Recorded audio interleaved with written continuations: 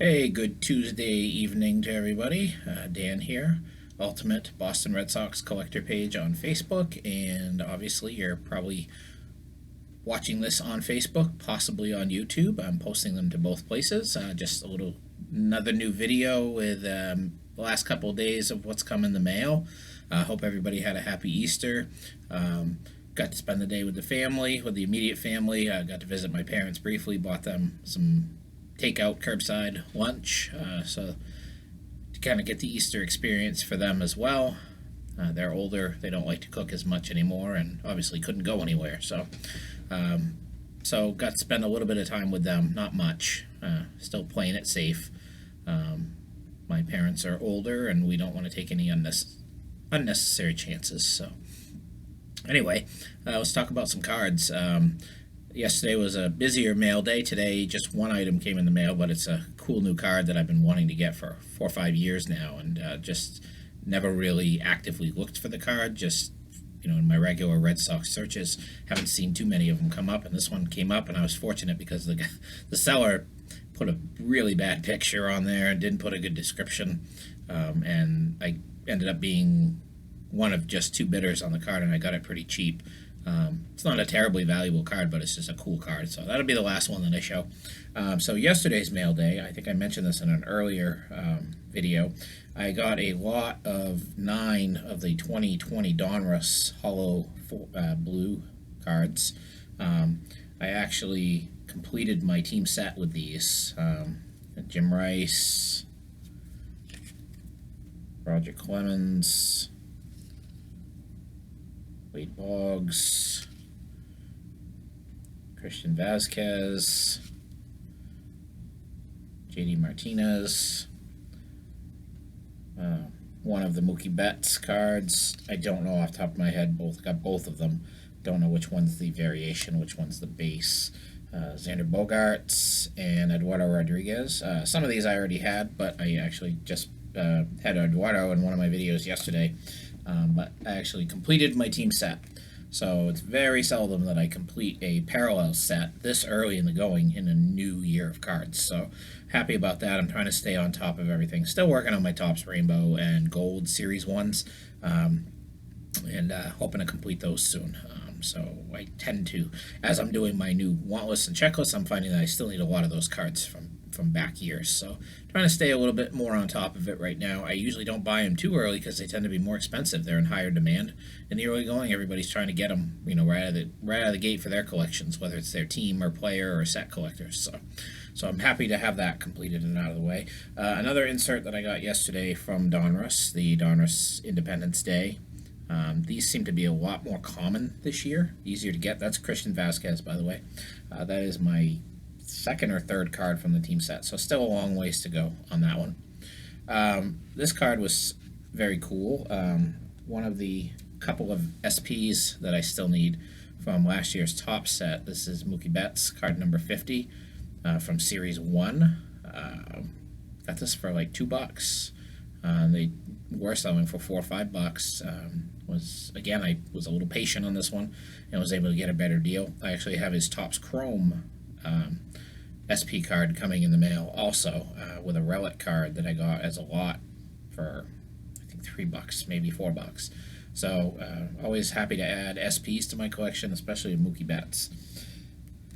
And then the last card that I got yesterday was one of my vintage wants that I've been wanting to get some of these cards for years now, and I've just never been able to find them at a reasonable price. But I actually missed out. A gentleman was breaking up a set of these and had every card available about 3 or 4 weeks ago, and I was watching them, and I bid on a couple of them, and I got outbid pretty early in the going, and then they ended up going for a little bit more than I was hoping. So I backed off on those, but I finally found one this week, and it's in pretty good condition. It's the 55 Topps double headers. This one is of Hal Brown. As you can see, it's still folded. It's in really good condition, actually. It's pretty sharp. I think I paid $4.99. I was the only bidder on it. I paid $4.99 plus shipping, and I think it was $1 shipping because he shipped it in a plain white envelope. So I was very happy. Condition of the card is a lot better than I thought, and so I'm just really happy to get one of these cards. There's several in the set. Well, I say several. There's 5 or 6, probably, maybe more than that. Of course, Ted Williams is in that set. That's probably going to be a card that I probably won't get for a long time unless it's a little beat up. But definitely very happy to knock one of those off my vintage want list. And now that I have one, I'm probably going to actively pursue the others.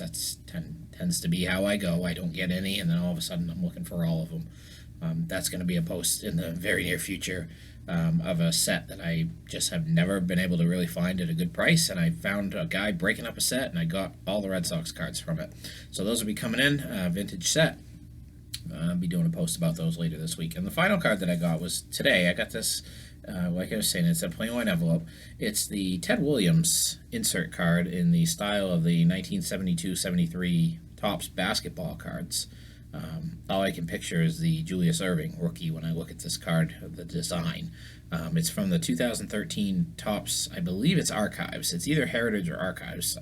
Terrible that I don't know that, but I want to say it's Archives. It's just a cool looking card. You don't see that many of them, and when you do, they tend to go for a higher price. But as I mentioned before, the picture was very blurry. The card was like tilted like this in the picture.